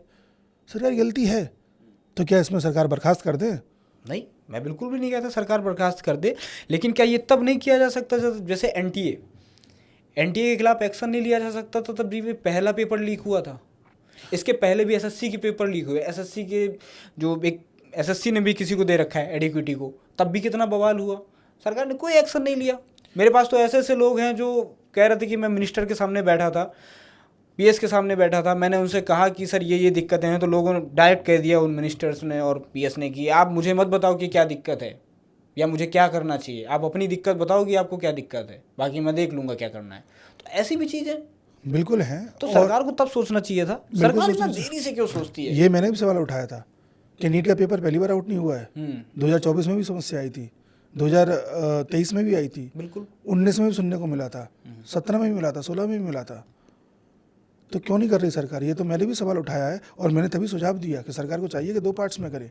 मे भी सरकार को ये लगा होगा कि इस बार हमारे अधिकारियों को हम बोल देना नहीं करेंगे, पर ब्यूरोक्रेसी एक समस्या है हमारे देश में। और एक बात और बता दो, ब्यूरोक्रेट से काम लेना बड़ा मुश्किल वो है, टास्क है। और ब्यूरोक्रेसी में बदलाव करने जाओगे बड़े स्तर पर तो आप सरकार नहीं चला पाओगे। सब कुछ बड़ा इंटरलिंक्ड है। चलो आपने बिल पास कर दिया, आप उसको ठीक से ज़मीन पर लागू नहीं कर पाओगे। आईएएस पीसीएस आपका साथ नहीं देंगे तो पैसा खाएंगे, जनता तक पहुंच नहीं पाएगी चीज़। दूसरा ये कि मान लो आपने बिल पास किया, आईएएस से भी काम ले लिया, फिर बाद में पता चला कि जुडिशरी ने कह दिया कि ये बिल जो है संवैधानिक नहीं है, उसने गिरा दिया। अब आप जुडिशरी का कुछ नहीं कर सकते, वो अपने आप में पूरा एक तंत्र है। तो आप ये सोचो, मैं मोदी सरकार को डिफेंड नहीं कर रहा, बट मैं एक प्रैक्टिकल बात बता रहा हूँ कि कोई सरकार जो 12 साल में आई है, अभी वो सिस्टम भी बदल नहीं पाई है ठीक से, लॉज नहीं बदल पाई है ठीक से, वो हर किसी से अपनी मन की करवा ले, ये मुश्किल होता है बहुत। लेजिस्लेटिव, एग्जीक्यूटिव और जुडिशरी सब एक टोन में बात करें, ये बहुत मुश्किल है। और मेरा ख्याल है कि मोदी सरकार कई मामलों में तो सफल भी हुई है, कई मामलों में बुरी तरह से विफल हुई है, जिसमें एक ये एजुकेशन का पेपर कराने वाली बात है। इसमें उन्हें काम करना चाहिए और हो सकता है अब जागी भी हो सकता है, वो तो आने वाला समय बताएगा। लेकिन किसी चीज़ को इतना ज़्यादा हमें हाइप नहीं कर देना चाहिए कि उस चीज़ के पीछे कांड हो रहे हैं, उस पर ध्यान किसी का ना जाए। अच्छा, मुझे एक चीज़ और भी, मैं सीजेपी का भी विरोध नहीं करता, मैं गवर्नमेंट का भी विरोध नहीं कर रहा हूँ। देखिए, सरकार का विरोध नहीं होना चाहिए, जो मेरा एक पर्सनली मानना है। एक जर्नलिस्ट के तौर पे भी अगर मैं देखूं तो सरकार का विरोध नहीं होना चाहिए, किसी भी सरकार का विरोध नहीं होना चाहिए, भले ही वो कांग्रेस होती है, उसके पहले कोई सरकार होती, बीजेपी है। मुद्दों का विरोध होना चाहिए, नीति का विरोध होना चाहिए कि आप ऐसी क्यों नीतियां बनाते चले आ रहे हो जो हटाई नहीं जा सकती, जिन्हें हम ख़त्म नहीं कर सकते, जिनको जो अब लग रहा है कि यार ये तो बर्डन है हमारे ऊपर, हम इनको झेल रहे हैं। जैसे ये पेपर लीक का ही मुद्दा था, सालों से चला आ रहा था, सरकार को पहले ध्यान देना चाहिए था, लेकिन तब सरकार को ये नहीं पता था शायद कि इसमें जानें भी जा रही हैं। अरे जान नहीं भी जा रही तब भी पेपर तो आउट हो रहा है ना, आदमी डिप्रेशन में चला जाता है, बिल्कुल। तो वो भी तो एक कॉज तो है। ये एक जो चीज़ समझ में आई, तो ये तो देखिए सरकार को मुद्दों पर ध्यान देना होगा कि क्या दिक्कतें आ रही हैं। अभी बहुत सी दिक्कतें हैं। अभी जैसे एक महाशय मिले हमको, उन्होंने बताया हमें कि जो है क्या कर रही सरकार, रुपया गिरता जा रहा है। तो सही बात है, रुपया तो गिर रहा है, आप क्या कहोगे, रुपया नहीं गिर रहा है? मैंने भी आपको बताया कि रुपया गिर रहा है क्योंकि इस समय एक इकोनॉमिकल शिफ्ट चल रहा है पूरी दुनिया में। 1944 में यूएसए में एक फ़ैसला लिया गया, एक ब्रेटन वुड्स कॉन्फ्रेंस हुई थी जहाँ पर फैसला लिया गया था कि भाई यूएसए के पास दुनिया का सबसे ज़्यादा गोल्ड है, तो गोल्ड के एवज में करेंसी छाप लेता है वो, और उसी को दुनिया की करेंसी मान लेते हैं सब लोग मिल करके। तो डॉलर को दुनिया की करेंसी माना गया कि भाई इसी में ट्रेड करेंगे। वो उसमें ट्रेड करता गया, धीरे धीरे यूएसए कई युद्धों में उलझ गया। युद्धों में उलझने के बाद में उसे धीरे धीरे और डॉलर छापना पड़ा हथियार खरीदने के लिए। एक टाइम ऐसा आया कि यूएसए को रियलाइज़ हुआ कि हमने डॉलर ज़्यादा छाप दिए, उतना सोना हम पे है नहीं, कल को इसके एवज में सोना देना पड़ गया, कहाँ से देंगे इतना। फिर 1973 में यूएस ने ये निर्णय लिया कि एक ऐसी कोई पैरेलल चीज़ खड़ी करते हैं जिसके एवज में हम डॉलर को चलाएं। तो उन्होंने क्रूड ऑयल खड़ा किया और इन गल्फ कंट्रीज से ये समझौता किया कि आप अपना तेल सिर्फ और सिर्फ डॉलर में बेचना, इसे पेट्रो डॉलर कहा जाएगा, बदले में हम आपको सिक्योरिटी देंगे। ठीक है साहब। तो जितना ज़्यादा क्रूड ऑयल बिकेगा उतना लोगों को डॉलर चाहिए होगा, क्योंकि डॉलर देंगे तो क्रूड ऑयल खरीद पाएंगे, और डॉलर की डिमांड बढ़ी रहेगी, डॉलर मजबूत रहेगा और आने वाले समय में डॉलर चलता रहेगा। ये बात क्लियर है।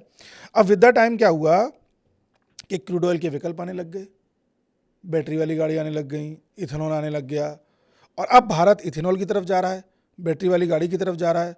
पूरी दुनिया का जो सोना पहले यूएस की तरफ था या यूरोप की तरफ था, अब वो धीरे धीरे भारत, चाइना, रशिया की तरफ शिफ्ट हो गया, इसलिए सोने चांदी के दाम बढ़े हुए हैं। और आने वाले समय में आप देखोगे भारत ने कई देशों के साथ, अभी 25 देशों के साथ लोकल करेंसी का एग्रीमेंट किया है कि हम अपनी लोकल करेंसी में ट्रेड करेंगे। 12 साल पहले एक भी देश ऐसा नहीं था। लोकल करेंसी में ट्रेड होगा तो रुपए की मांग बढ़ेगी, क्रूड ऑयल कम खरीदोगे तो डॉलर की कम ज़रूरत पड़ेगी। ये कंट्रीज यूएसए के साथ अब अपना समझौता खत्म कर देंगे सिक्योरिटी वाला। तो कहने का मतलब है कि यूएसए की अर्थव्यवस्था कमज़ोर हो रही है, उसके डॉलर की मांग कम हो रही है, वर्ल्ड इस समय डी डॉलराइजेशन से गुजर रहा है, और इसीलिए आप देख रहे हो रुपए और डॉलर के बीच में जो असंतुलन है वो इसीलिए है क्योंकि हमारी बैंक भी रेगुलेट नहीं कर रही हैं, और यूएस भी हर दांव पेच खेल रहा है अपने डॉलर को टिकाए रखने के लिए, जैसे ईरान वॉर। तो आने वाले 3 से 4 साल में जैसे ही पिक्चर क्लियर हो जाएगी, जब सारी एक नया सेटलमेंट तैयार हो जाएगा पूरी दुनिया में कि भाई अब हम इन देशों के साथ इस करेंसी में व्यापार करेंगे, इन देशों के साथ इस करेंसी में करेंगे, क्रूड ऑयल हमें तुम्हारा चाहिए नहीं, हम इथेनॉल से काम चला लेंगे, तो आपको अपने आप दिख जाएगा कि वास्तव में लोकल करेंसीज मजबूत हो रही हैं और डॉलर गिरता हुआ प्रतीत होगा। रिकॉर्ड हो रहा है, रिकॉर्डिंग पे बोल रहा हूँ, आने वाले 5 साल में $1 में हो सकता है 10 रुपये तक भी आ जाए। बहुत बड़ी बात बोल रहे हैं आप। रिकॉर्ड है, अभी 96 पे है, कोई दिक्कत नहीं है। बस यही अंतर होता है। आपने थोड़ी देर पहले सवाल पूछा था कि पेपर आउट हो रहा है, सब कुछ है, सरकार चुप क्यों है। ये सवाल अब भी पूछा जा सकता है कि $1 में 96 हो गया है, सरकार चुप क्यों है। क्योंकि सरकार को पता है कि वो कर क्या रही है, दुनिया में चल क्या रहा है, और आने वाले 5 साल में हम कहाँ खड़े होंगे। मैं नीट के पेपर को आउट को उससे जस्टिफाई नहीं कर रहा, वो तो गलती है ही है, बट एक बात कह रहा हूँ, कई बार क्या होता है सरकार को पता होता है हम कर क्या रहे हैं, जनता उत्तेजित हो जाती है। 2015 में बीजेपी ने पीडीपी के साथ समझौता किया था जम्मू कश्मीर में सरकार बनाने के लिए, लोगों ने विरोध किया कि आप तो महबूबा मुफ्ती के साथ जा रहे हो, जिसका विरोध कर रहे थे। लेकिन जब 2019 में धारा 370 हटा दी, तब रियलाइज़ हुआ कि तो धारा 370 हटाने के लिए पूरा प्रपंच रचा गया था कि पहले सिस्टम में घुसो, देखो, फिर कानूनी बदलाव करो, फिर गवर्नर का रूल लेकर के आओ, फिर गवर्नर से साइन करा के 370 हटवा दो। तो 2019 में जिस चीज़ का रिजल्ट पता चला, वो कार्रवाई 2014-15 से चल रही थी। अब 15 में आप पूछते कि सरकार ने ऐसा क्यों किया, वो चुप क्यों है, तो वो जवाब नहीं देती। क्यों देगी, अपनी स्ट्रेटेजी क्यों बताएगी। तो मैंने मोदी गवर्नमेंट को कुछ मामलों में ये पाया कि वो बड़ी स्ट्रेटेजी के साथ काम करते हैं और वो चुप रहने में मानते हैं। इसके चलते वो कुछ चीज़ों को इतना हल्के में ले लेते हैं कि वो विस्फोटक हो जाता है, जैसे नीट का पेपर आउट होना, यूजीसी नॉर्म्स आना, या इथेनॉल के इतना बड़ा एक्सपेरिमेंट होना, और कई जगहों पर हमने ये भी देखा है कि जो लाइसेंसिंग है उसको लेकर के भी प्रॉब्लम्स हैं। जैसे अरावली का एक मुद्दा उठा था, कुछ का किसी का कोई पक्ष है, किसी का कोई है, बट मुझे लगता है कि उसमें कुछ अनियमितताएं थीं जिन पर ध्यान देना चाहिए था। मेरा एक और ये मानना था कि सीजेपी का जो प्रोटेस्ट चल रहा है, आपको नहीं लगता कि आने वाले समय में, व्यावहारिकता के तौर पे देखा जाए अगर, आने वाले समय में अगर सीजेपी की प्रोटेस्ट से कुछ बहुत निकल के नहीं आया सामने, तो धरना प्रदर्शन की जो है अहमियत कम हो जाएगी भारत में? आपको ऐसा लगता है? लद्दाख में हुआ, इतने बड़े लेवल पे हुआ, ठीक है, ज़ीरो रहा। यहाँ पे हुआ, यहाँ पे तो देखिए सबको पता था, कहीं ना कहीं सीजेपी को भी पता है कि धर्मेंद्र प्रधान जी को पहले से ही फिक्स है कि नहीं, मंत्रिमंडल से इनको हटाएंगे या कुछ ऐसा है। अभी मुझे भी नहीं पता है, एक हम लोग सोच है हम लोगों की कि शायद हटा दे, शायद कुछ कर दे ऐसा गवर्नमेंट। लेकिन मेरा एक मानना ये जो है, ये बिल्कुल साफ तौर पे है कि आने वाले समय में अगर ऐसे ही चलता रहा तो भारत देश में कई सारे ऐसे मुद्दे होंगे जो दब जाया करेंगे, और प्रोटेस्ट जब हुआ करेगा तो लोगों को लगा करेगा कि किसी का इसमें जो है पर्सनल फ़ायदा है, इसलिए प्रोटेस्ट हो रहा है। ये बिल्कुल सही सवाल आपने पूछा और बिल्कुल सही बात है आपकी। अन्ना हजारे जी का जो आंदोलन हुआ था, जिसके बाद फिर आम आदमी पार्टी निकल करके आई, अब फिर से अन्ना जी आंदोलन करने आए, कितने बड़े मुद्दे को लेके आए, कितने भी वाजिब मुद्दे को लेकर के आए, लोगों के दिमाग में पहले तो डाउट आएगा कि यहाँ से फिर दूसरा कोई केजरीवाल निकल आए। उसी तरह से एक गुंजाइश थी कि ऑनलाइन प्लेटफॉर्म से तैयार हुई एक पार्टी शायद कुछ बदलाव लेकर के आएगी, लेकिन जब हमने उसके सारे राज खोलते हुए देखे, आम आदमी पार्टी का उसी में इन्वॉल्वमेंट देखा, उनके सारे अन्य मोटिव्स देखे, तो अब वो जो एक आशा थी ना ऑनलाइन वाली, वो भी ख़त्म हो गई। अब सरकार ऑटोक्रेटिक हो सकती है। लोगों को ये ध्यान देना होगा कि ऑनलाइन की दुनिया और ऑफलाइन की दुनिया बहुत अलग है। आपके 22, 23, 25 मिलियन जितने भी फॉलोवर हैं सीजेपी के, एक टीचर थे, राजा बना देते थे वो। आपको भी पता है मैं किसकी बात कर रहा हूँ, है ना? चुनाव लड़ा, हार गए। उतना भी वोट नहीं मिला जितना एक आदमी को मिलना चाहिए, नॉर्मली एक आदमी को मिल जाएगा। ये रियलिटी है। ऑनलाइन की दुनिया में जीने वाले लोगों को ये ध्यान रखना चाहिए कि वास्तविक दुनिया में भी जीना है। सीजेपी के 22-23 मिलियन फॉलोवर हैं। आप प्रोटेस्ट में जाइए, आप देखिए, कुछ हमारे जो है सिपाही हैं जो हमारे देश की सेवा में लगे हुए हैं, सुरक्षा बल वहाँ पर है। उसके बाद में 70% सर कंटेंट क्रिएटर खड़ा है वहाँ पे। आप चढ़िए मंच पे और मंच से देखिए, 70% कंटेंट क्रिएटर दिखेगा आपको। 20% आपका हो गया हमारा फोर्स जो सुरक्षा के लिए लगा हुआ है। 10% में सब आते हैं। 20 बच्चे मिलेंगे आपको वहाँ पे। आज जिस दिन हम रिकॉर्ड कर रहे हैं, अभी तक जो मैंने देखा है, जो मैंने वहाँ पे इतना एनालाइज किया, 10% में सब आते हैं। उसमें हर फील्ड का आदमी मिलेगा आपको। बच्चे होंगे 2, 4, 5, 6 बच्चे, जिनके मुद्दे हैं, आप उनसे मिलिए तो वो ना इमोशनल हो जाते हैं। वो बच्चे भी कहते हैं कि सर कुछ नहीं, यहाँ तो बड़ी आस लेके आया था, लेकिन यहाँ तो कुछ और ही है सर। तो ये उन बच्चों की तो आस टूटी है। आने वाले समय में अगर सरकार ऑटोक्रेटिक होकर गलत डिसीजंस भी लेगी तो उस समय आवाज़ उठाने की जो गुंजाइश है उसकी भी आस टूटी है। तो इन्होंने बहुत गलत किया है। सरकार को एक फ्री हैंड दे दिया है कि वो मनमानी कर सकती है, और इस बात का खतरा है। अच्छा, लोगों को पहले ये डर लगता था धरना प्रदर्शन करने जाएंगे, सरकार विरोध करेगी, रोकेगी, धरना प्रदर्शन नहीं करने देगी। सरकार कह रही करो। अरे वो पॉलिटिशियंस बहुत मजे हुए हैं। अमित शाह और मोदी जी बहुत मजे हुए पॉलिटिशियन हैं। वो ज़मीन से उठे। आपने ज़मीन की बात करी, उन्होंने स्कूटर चला चला के राजनीति करी है। दोनों स्कूटर पर बैठ के राजनीति करते थे, घूमते थे, मतलब जगह जगह पर जाते थे, भ्रमण करते थे, बैठकें करते थे। वहाँ से उठे हुए लोग हैं। उन्हें एक एक चीज़ पता है, किस चीज़ को कैसे शांत करना है, किस चीज़ को किस तरह से न्यूट्रलाइज करना है। भाई अभी तो ये चीज़ इंडिया लेवल पे चल रही है, नेशनल लेवल पे चल रही है चीज़। कल को ज़िले में होगी किसी, अब आगरा से आते हैं, मान लीजिए आगरा में ये चीज़ चल रही है, डीएम के ऑफिस के बाहर डीएम कोई चीज़ नहीं मान रहा है, कुछ गलत हो रहा है ज़िले में, डीएम के यहाँ कम से कम, अभी हम लोग क्या करते थे भाई, हमारे जो पेरेंट्स वगैरह थे कहते थे कि नहीं करेंगे तो विरोध करेंगे, धरना प्रदर्शन करेंगे, 50 ट्रैक्टर लेके चलेंगे, भर के आदमी उसमें जो है बैठेगा, हमारे गाँव का आदमी 200-400-500 आदमी बैठेगा, धरना प्रदर्शन करेंगे। उसमें एक अधिकारी के अंदर डर रहता था कि नहीं यार विरोध करेंगे, आके धरना प्रदर्शन करेंगे। जब अधिकारी देखेगा, क्योंकि नेता से ज़्यादा चालाक होता है अधिकारी, उसको सब पता है, क्योंकि वो हर सरकार में हर फील्ड में काम कर रहा है, वो जब देखेगा अधिकारी कि अच्छा इतने बड़े लेवल पे जब कुछ नहीं हुआ तो तुम क्या कर लोगे यहाँ पे बैठो।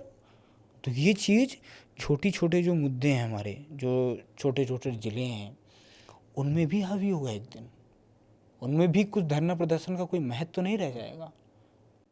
देखिए छोटे ज़िलों पर ये असर करेगा, उसका कारण है कि 500 लोगों का इकट्ठा हो जाना वहाँ पर प्रधान को टेंशन में ला देगा, वहाँ के विधायक को टेंशन में ला देगा, पार्षद को टेंशन में ला देगा। तो वहाँ पर उन्हें असर पड़ेगा। जहाँ एक कुर्सी जानी है किसी की, चाहे वो किसी पॉलिटिशियन की हो या डीएम की हो, वहाँ एक्शन लेना आसान है। लेकिन जब लार्जर इम्पैक्ट जब पूरे देश में दिख रहा है, जिससे नैरेटिव सेट हो सकता है, वहाँ दिक्कत नहीं है। आज अगर बीजेपी इनके धरना प्रदर्शन के चलते धर्मेंद्र प्रधान का इस्तीफा ले लेती है तो एक नैरेटिव सेट हो जाएगा देश में कि अरे सरकार से तुम कुछ भी करा सकते हैं, बस कुछ मत करो, वहाँ जाके खड़े हो जाओ। ऐसे में सरकार फिर चुप पड़ जाती है और आपको करने देती है। और जब किसी छोटे स्तर पर हो रहा होता है तब इम्पैक्ट कर जाता है वो धरना प्रदर्शन, क्योंकि छोटे स्तर पर क्या करेगी सरकार, डीएम को हटाना पड़ेगा, हटा देगी, मर गया डीएम। अगर डीएम ने बात सुन ली फिर भी लोगों में दिक्कत है तो इम्पैक्ट पड़ेगा विधायक पे, वहाँ के पार्षद पे, वहाँ के प्रधान पे। तो वो हर संभव प्रयास करेंगे लोगों की बात मानी जाए। आप मेरी बात समझ रहे हो? जहाँ आज मैं कह रहा हूँ सीजेपी के साथ 1 लाख लोग आगे खड़े हो जाए, सरकार को टेंशन होगी लेकिन फिर भी सरकार से झेल जाएगी। 1 लाख से प्रधानमंत्री को फर्क नहीं पड़ेगा। लेकिन एक ज़िले में 500 लोग इकट्ठे हो जाएं तो वहाँ सबको फर्क पड़ जाएगा। प्रधान को जीतने के लिए 4 वोट भी मैटर करते हैं, पार्षद को जीतने के लिए 20 वोट भी मैटर करते हैं, और विधायक कई बार तो हमने देखा 20-20, 25-25 वोटों का फर्क पड़ता है, 100 वोट भी मैटर कर जाते हैं। तो ये जो लोकल यूनिट्स होती हैं कभी नहीं चाहेंगे कि 100 लोग भी नाराज रहें, वहाँ ये हमेशा कार्य करेगा। अंकित जी देखिए, एक और मुद्दा बहुत बड़ा चल रहा है इस समय, या आप ये कह लो कि जो हमारे स्टूडेंट्स हैं, हमारे देश के जो विद्यार्थी हैं, उनके साथ में एक धोखा हो रहा है, और मैं आज इस संवाद में इसको उजागर करना चाहता हूँ। हमारे देश का भविष्य कौन है? स्टूडेंट जो आज पढ़ रहे हैं। कुछ टीचर्स इनके साथ ही धोखा कर रहे हैं। कोई एग्ज़ाम हुआ, उसमें कोई बच्चा टॉप किया, 1 2 3 4 5 6 7 8 10 जो भी रैंक आई उसकी, 10 15 20 तक, अंडर 100, हम क्या देखते हैं कि एक ही बच्चे की फ़ोटो 10-10 कोचिंग सेंटर के बाहर लगी हुई है। क्या एक बच्चा 70 जगह से पढ़ रहा था? एक बच्चा 2 जगह से पढ़ सकता है, आधा यहाँ से पढ़ा, आधा वहाँ से पढ़ा, है ना, कुछ कहीं से पढ़ लिया, लेकिन सेम फोटो 70 जगह पे लगी हुई है। मैंने तो यहाँ तक सुना है कि टॉपर्स खरीदे जाते हैं और 1-1 करोड़ रुपए दे देते हैं, ऐसा भी है। 50-50 लाख रुपए दे दिए, गाड़ी गिफ्ट कर दी, मर्सिडीज़ दे दी, कुछ और दे दिया, ये कह दो कि बस इस कोचिंग से पढ़ते थे हम। और हमारे जो देश का बच्चा है, जो हमारे देश का स्टूडेंट है, अंधा हो रखा है, वो फंस जाता है इस चीज़ में। अंधा क्या, वो भाई हम जो दिखाएंगे वही तो बिकेगा ना। तो हमने दिखा दिया, हमने अपना खजाना भर लिया, बच्चों के भविष्य से कोई मतलब नहीं। ये क्यों हो रहा है? इससे बड़ा उदाहरण क्या मिलेगा? सबसे बड़ा उदाहरण तो यही है। आप कह रहे थे ना कि भाई बच्चों की आंखें खोलिए, उन्हें कैसे बताएं कि उनके साथ फ्रॉड हो रहा है। इससे बड़ा एग्जाम्पल क्या हो सकता है? बच्चे तो खुद देख रहे हैं, बच्चे जानते हैं कि भाई एक फ़ोटो 10 कोचिंग के बाहर लगा हुआ था, फिर भी ब्रेन वॉश्ड है, जा रहे हैं, मंत्रमुग्ध करके बैठा हुआ है वो टीचर। जो बच्चा ये कहता था कि मैं देश की सेवा करूंगा, मैं ईमानदार बने रहना चाहता हूं, वो कल को आईएएस के एग्जाम में सेलेक्ट हो जाता है, वो उसी दिन 50 लाख में बिक जाता है। ऐसे कई उदाहरण है, मैं नाम लेना नहीं चाहूँगा। कई ऐसे कोचिंग्स वाले हैं, नाम ले दूंगा तो दिक्कत हो जाएगी उन्हें, जिनकी कोचिंग के बाहर फोटो लगा हुआ है और वो लड़का उस कोचिंग में कदम तक नहीं रखा था। ये धंधा चल रहा है खुलेआम, और आपको लगता है कि अरे ये टीचर तो हमारी आवाज़ उठा रहे हैं। आवाज़ नहीं उठा रहे हैं, धंधा चला रहे हैं अपना। ये खुद करोड़पति बन के बैठे हैं, आपको 30,000 की नौकरी के लालच दे रहे हैं, और जिन टीचरों को अपने यहाँ भर्ती किए हुए हैं, जिनसे पढ़वाते हैं, उनको पेमेंट तक नहीं देते हैं ये लोग। क्या बात कर रहे हैं जी? ये बात पता थी आपको? नहीं, ये तो नहीं पता। शोषण एट इट स्पीक। आपको रिजल्ट फर्जी दिखाया जा रहा है, आपको सपने फर्जी दिखाए जा रहे हैं, आपके इमोशंस खरीदे जा रहे हैं, और अपनी जेब भरी जा रही है। और जिस इंसान को टीचर के तौर पर रखा हुआ, अगर बड़ी कोचिंग है तो उस इंसान के पैसे तक टाइम पे नहीं दिए जा रहे हैं, और ना ही पूरे पैसे दिए जा रहे हैं। ये 99% कोचिंग्स का हाल है। 1-2% कोचिंग को छोड़ देता हूँ जो बड़े स्तर पर काम कर रही हैं। किसी भी लोकल कोचिंग में चले जाओ, कोई भी लोकल कोचिंग में आंख बंद करके हाथ रख देना, जो टीचर वहाँ पढ़ा रहा होगा तो साइड में ले लेना, और शाम को उसके साथ चाय पानी पीते हुए बातचीत करते हुए, अरे सर मैं तो ये, और सर बताइए आप कितने दिन से यहाँ पढ़ा रहे हैं? वो कहेंगे मैं 5 साल से पढ़ा रहा हूँ। अरे 5 साल से क्यों पढ़ा रहे हैं सर? आप तो कह रहे थे कि आपको दिक्कत होती है। दिक्कत होती है तभी तो 5 साल से पढ़ा रहा हूँ, क्योंकि मेरा 3 साल पुराना पेमेंट अभी तक नहीं आया है। छोड़ दूंगा एकदम से तो 3 साल का पेमेंट मारा जाएगा। और पेमेंट कैसे? पेमेंट उसका आना 1 महीने का मान लो 1 लाख रुपए, 2 साल बाद दिया जाएगा रुला रुला के, और फिर एक आ जाएगा एक काम करो 1 लाख बना लो, एक काम करते हैं 60,000 में सेटलमेंट कर लेते हैं। तो आप कहोगे 1 लाख जा रहा था उससे अच्छा 60,000 तो आ जाए। ये तो बच्चों के लिए बड़ी प्रॉब्लम है। है ही। बच्चा किस पे विश्वास करे? हम ये भी नहीं कह सकते ना कि बच्चा उस कोचिंग में जा रहा है उसमें ना जाओ, बच्चा यहाँ जा रहा है यहाँ मत जाओ, ये भी धोखा है। बच्चा जाएगा, करे क्या बच्चा? बच्चा सबसे पहले ये देखे जिस चीज़ की तैयारी कर रहा है उस चीज़ में उसे किस चीज़ की ज़रूरत है। अगर उसे लगता है थोड़ी बहुत गाइडेंस से काम चल जाएगा तो कोई भी एक ऑनलाइन कोर्स पकड़ ले, सस्ते कराते हैं ये लोग। ये जो 2-300 के ऑनलाइन कोर्स कराते हैं वो पकड़ ले, उसमें एक मोटी मोटी गाइडलाइन मिल जाएगी। बाकी ये कहें कि ऑनलाइन कोर्स करा दिया, ऑफलाइन में भी आओ, तो उनकी बातों में मत आना। अगर ज़रूरत हो तो किसी एक में चले जाना, चुपचाप कोर्स करके बाहर आ जाना। पहले देख लेना कैसा वहाँ का कंटेंट है कैसा नहीं है। इस भरोसे मत रहना कि सिलेक्ट वो कराएगा। सिलेक्ट आपको अपनी मेहनत से होना पड़ेगा। वो वहाँ के टीचर्स आपको कुछ गाइडलाइंस दे सकते हैं, वो लेकर के बस चुपचाप बाहर आ जाना। थोड़ा आंसर राइटिंग सिखा सकते हैं, थोड़ी ट्रिक्स बता सकते हैं, बस वो सीख के आ जाना। ज़्यादा पीछे नहीं लगना इनके कि तो हमारी आवाज़ उठा रहे हैं। कोई आवाज़ नहीं उठा रहा, अपना धंधा चला रहे हैं। एक सॉल्यूशन है इसका मेरे पास। जी। जो बच्चा सेलेक्ट होता है, नॉर्मली कौन से बच्चे खरीदे जाते हैं? First rank, second rank, third rank, under 100। तो यार ये आप लोगों को सोचना पड़ेगा, जो अंडर 100 आ रहे हैं, रैंक आ रही, क्योंकि यही सब क्रीम बच्चे होते हैं, इन्हीं को टीचर खींच के लाता है हाथ पैर जोड़ के। अरे टीचर रात में सुबह 4 बजे पहुंच जाता है घर। ऐसे भी टीचर मैंने देखे हैं, गाड़ी खड़ी है बाहर, बच्चा सो रहा है, पूरा घर में पहुंच गए, माहौल बना के ले गए मिठाई डब्बा सब बढ़िया से कि हमारे यहाँ से पढ़ाए जी, हमारे यहाँ से पढ़ाए जी। कुछ टीचर हैं ऐसे, मैंने देखा है ये करते हुए। और जिस दिन खोलने पे आ जाऊंगा ऐसी धोती खोलूंगा टीचरों की कि मुंह दिखाने काबिल नहीं रहेंगे। कुछ टीचर आप सरकार से आह्वान कीजिएगा, सरकार इनके खिलाफ जांच बैठाए कि ये जो दावा करते हैं ना कि भाई एक कोचिंग छोड़ के दूसरी कोचिंग में जाऊंगा तो कम से कम 50 करोड़ तो पहले ही रखवा लूंगा। पॉडकास्ट में वादा करते हैं, दावा करते हैं।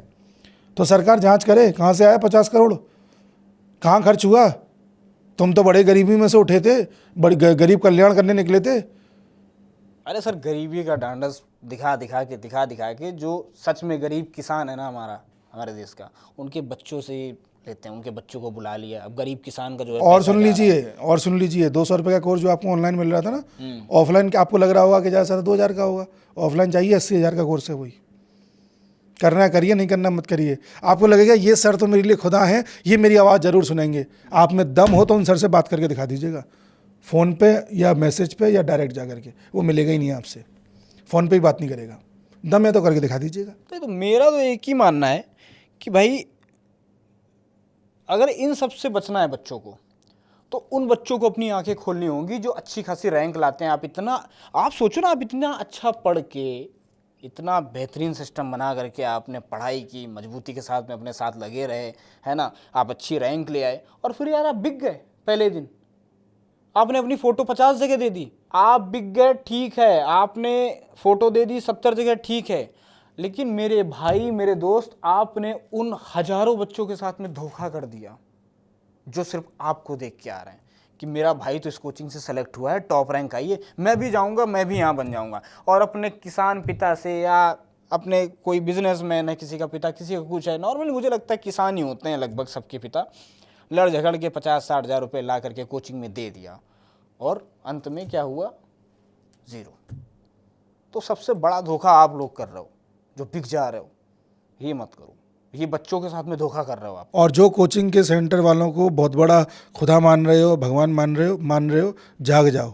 जिस दिन सच्चाई पता चलेगी ना, उस दिन नींद नहीं आएगी हफ्ते भर तक, गारंटी दे रहा हूँ। 1 हफ्ते मिनिमम नींद नहीं आएगी।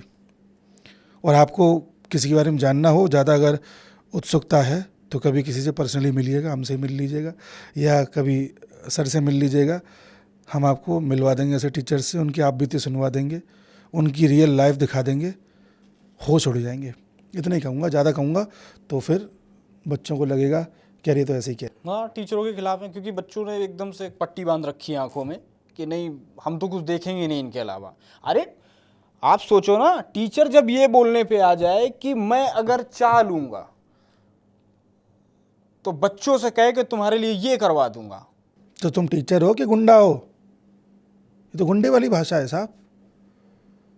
ये तो बच्चों का यूज है ना, बच्चों का सोचना है कि मेरे पास इतनी भीड़ है। मतलब तुम्हें इतना बेवकूफ़ समझ रहा है वो कि जब वो कहेगा तुम चले जाओगे, तुम कितने बड़े बेवकूफ़ हो, वो समझ रहा है ऐसा, सोच लो।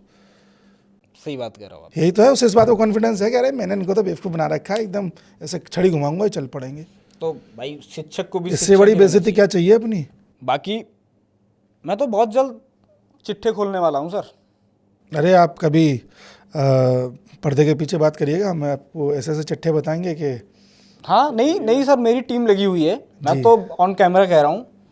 कुछ दिनों बाद मैं जो है, कुछ जो टीचर हैं ऐसे, चिट्ठा खोलने वाला हूँ, धोती खोल दूंगा पूरी, और ज़मीन न खिसक जाए तो मेरा नाम बदल दीजिएगा शोभित तिवारी।